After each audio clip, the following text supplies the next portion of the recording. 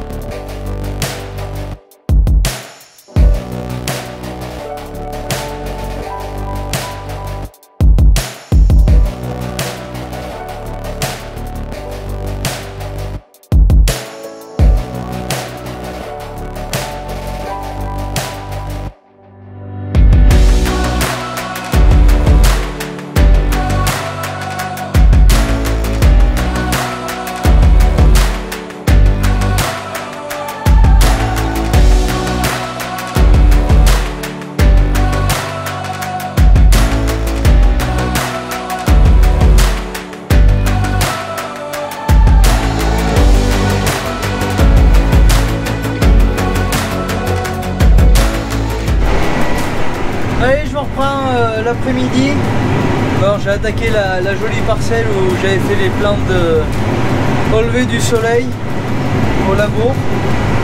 Bon, déjà, j'espère que le tracteur de la Kuma vous a plu.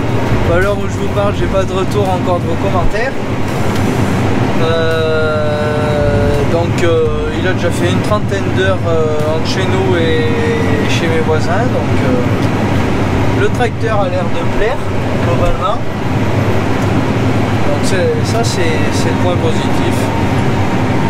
Bon, sinon, là, début de semaine, très chaud. J'ai emmené ma petite bouteille dans le frigo.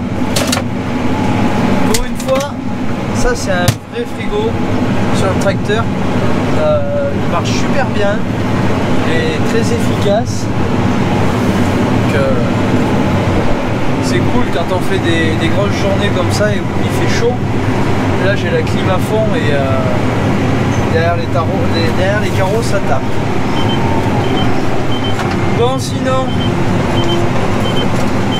je vais vous parler un peu de l'autoguidage. Je vous en ai pas parlé la semaine dernière. C'est bien d'en parler de temps en temps. Donc là c'est une jolie parcelle, vous voyez, bien rectangle. On remet un peu le fond là-bas où ça fait quelques coches, mais le principal est bien commode à travailler. Donc là l'autoguidage, je m'en sers, j'essaye de m'en servir au maximum que je peux. Donc là je suis en train de faire mon passage de jalonnage, et vu que c'est le premier passage dans la parcelle, il faut que je lui indique dans le GPS que c'est le premier. Donc je vais ici, modèle de guidage, hop, ma ligne est sélectionnée,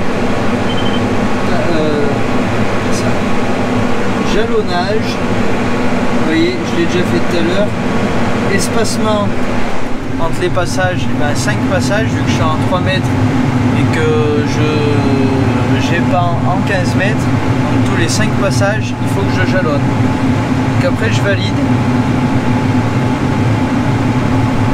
je reviens sur mon écran principal, je viens ici et je fais définir jalonnage, oui, et vous voyez ça m'a mis une ligne avec du blanc autour. Donc là, sur le semoir, je me mets en 5 sur 5. Et quand je suis en 5 sur 5, c'est le passage où ça jalonne.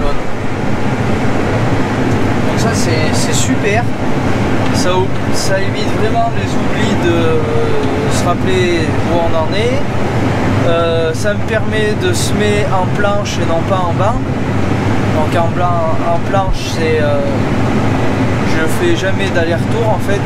Quand j'arrive au bout, je tourne, je remonte plus loin. Enfin, c'est quand même un aller-retour, c'est pas les allers-retours collés. Donc là, je vais aller faire mon passage de jalonnage, 5 passages à côté. Donc comme ça me fait faire, je peux faire 10 tours presque sans avoir à m'occuper du jalonnage. Bon, vous le voyez derrière moi, c'est quand même pas mal sec, hein. C'est un peu démoralisant.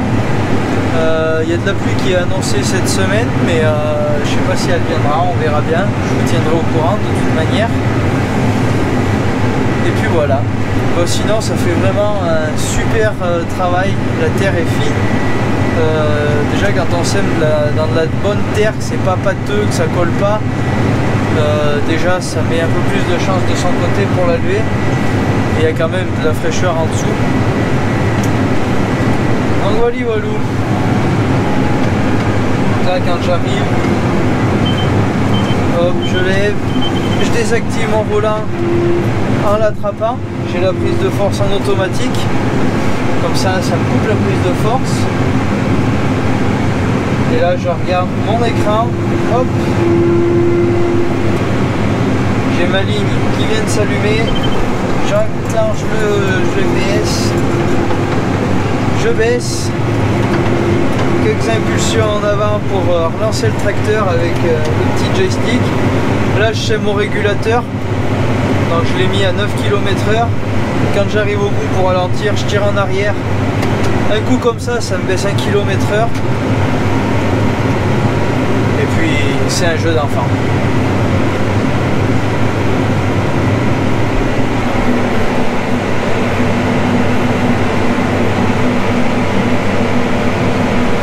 Et donc là, cette ligne elle est en blanc.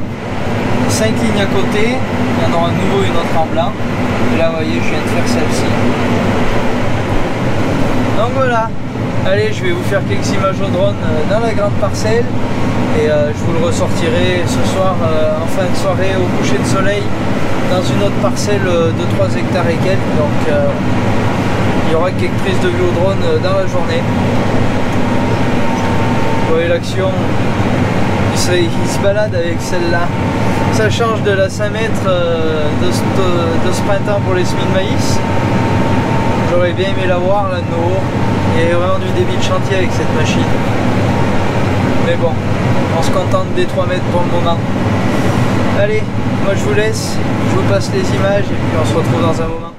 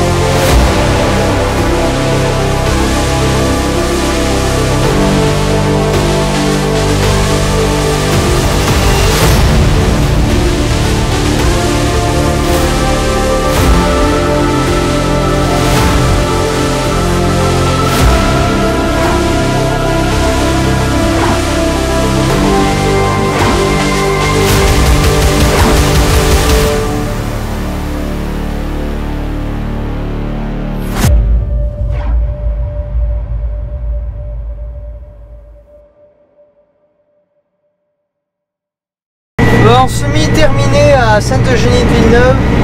Donc là, il faut que j'aille finir de vider le semoir dans une parcelle à fixe. Donc la dernière que j'avais labourée. Après, il faut que je vide le semoir bientôt comme il faut pour changer de semence. Parce que là, je vais semer ensuite du seigle avec du trèfle incarnat. Donc ça aussi, ça sera un essai. Toujours à destination des vaches laitières en précédent maïs. Voilà. Donc après, il faudra que je repèse, vu que le volume de grains ne sera pas le même. Donc là, je semais 30 kg de vesse hectare, mélangé à 150 kg de seigle. Donc ça faisait un mélange à... J'avais réglé le semoir à 184 kg moi. Donc ça a mis à peu près la dose comme il faut. Là il me reste une vingtaine de kilos dans le semoir, donc je vais aller finir dans la parcelle à fixe pour avant de changer la semence. Voilà. Bon, ça n'avance pas bien quand on est dans les grands rectangles et tout, ça va.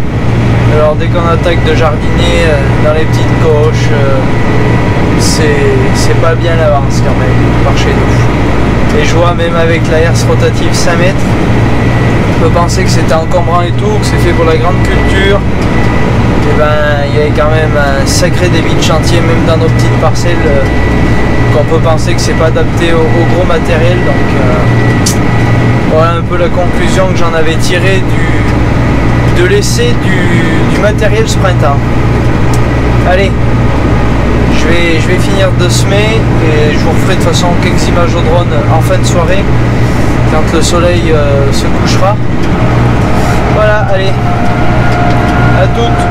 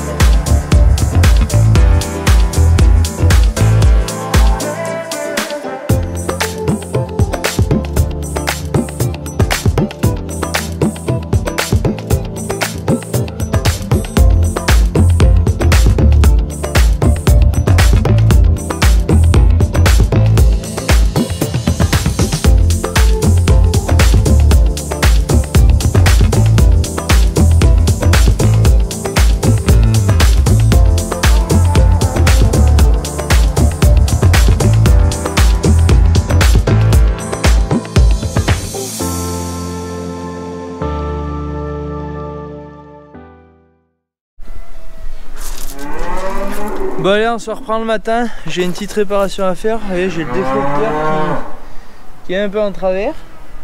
Bon, au début je croyais qu'il était tordu, mais non, c'est pas si grave que ça. C'est juste la pièce qui le guide. Donc cette pièce là, j'ai l'impression qu'il manque un boulon et que ça s'est foutu en travers. Donc je vais la choper au valet, je vais lever le déflecteur, pas qu'il me pète par les doigts. Et comme ça je pourrais remettre un boulon.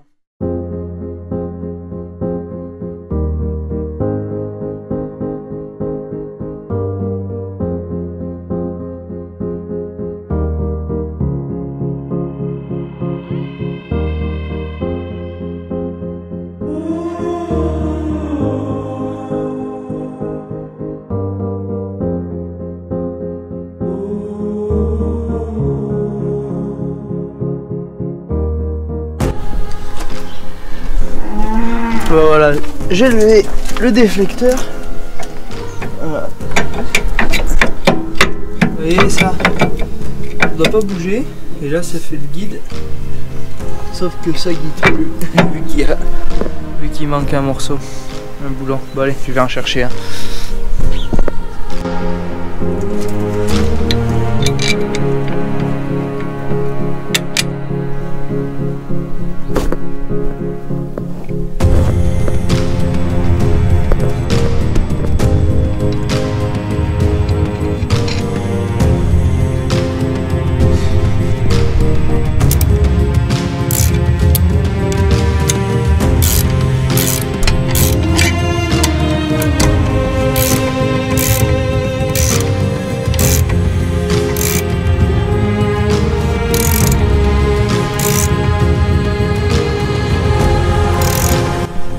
Bon allez, réparer.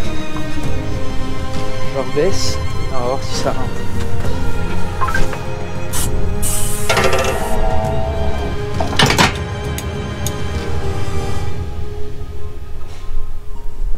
Ben voilà, nickel.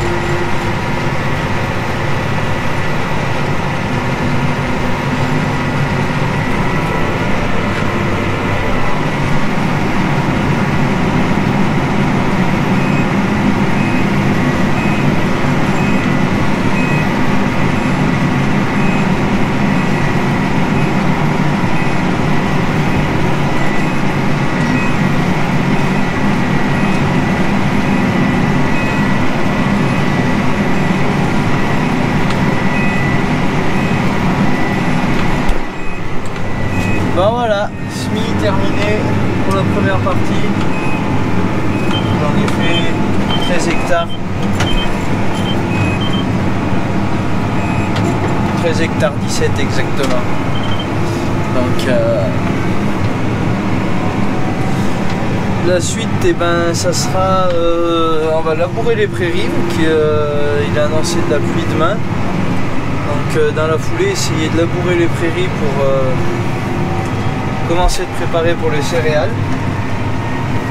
Et après, ben, il faudra attendre les ensilages de maïs pour semer les derniers 35 hectares qui restera. Donc là, il y a encore une quinzaine d'hectares qu'on peut préparer. Donc voilà. Allez, moi je vais aller dételer le semoir. Et puis on se reprend après, je pense on va faire un chantier d'épareuse autour de la parcelle autour des parcelles de prairie, enfin tout ce que j'ai pas fait en épareuse là qu'on avait moissonné, donc j'ai de quoi faire. Voilà, allez, on se retrouve après. Bah allez, je vous reprends. Et ben l'épareuse, on est mardi fin d'après-midi, mercredi fin d'après-midi pardon. Cet après-midi, j'avais Patrice du contrôle laitier qui est venu voir un peu les résultats et prendre des échantillons de fourrage comme je vous l'avais dit pour faire des analyses du silo de maïs. Donc toujours du maïs de l'an dernier, mais c'était pas les mêmes parcelles et tout. Ça n'avait pas été ensilé à la même date. Donc analyse du maïs et analyse de la première coupe des ensilages d'herbe de cette année. Donc il doit m'envoyer tout ça une fois que ça sera analysé et puis on verra ce que ça donne. Et ça permettra de changer peut-être 2-3 choses dans la ration et ça permet de savoir un peu plus ce qu'on donne aux vaches. Voilà, bah allez, moi maintenant je pars faire un peu d'épareuse là pendant 1 heure et puis après ben ça sera l'heure d'aller traire. Bon voilà, j'ai été faire un peu d'épareuse, j'en ai pas fait beaucoup parce que j'ai attrapé un barbelé au bout de 20 mètres avec le rotor, j'ai même pas eu le temps de sortir la GoPro. Donc après je suis revenu, je l'ai enlevé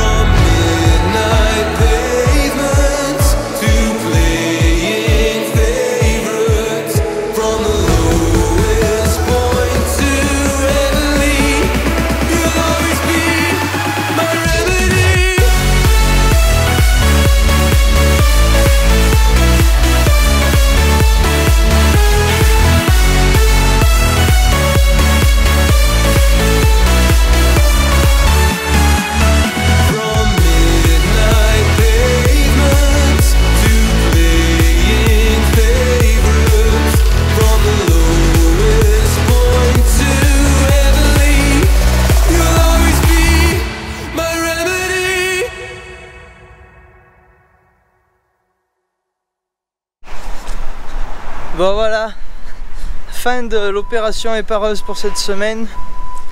Donc demain je suis en congé. Je pouvais plus rien vous filmer parce que j'ai ma cage qui me tient ma GoPro et mon micro qui s'est cassé. Donc je vais en recommander une pour la semaine prochaine pour être opérationnel. Voilà. Bon allez, moi je vous dis à la semaine prochaine. La vidéo était un petit peu plus courte que d'habitude. J'ai pas eu le temps de vous parler du JCB. J'aurai bien l'occasion d'en retester un avec la Duel VTEC. Le nôtre a déjà été réparé. Donc grand merci à Chapuis. Très grosse réactivité et très rapide pour avoir réparé le nôtre. Donc rien à dire sur le SAV. Ça fait plaisir de travailler avec des entreprises comme celle-ci. Voilà, allez, moi je vous dis à la semaine prochaine. Salut!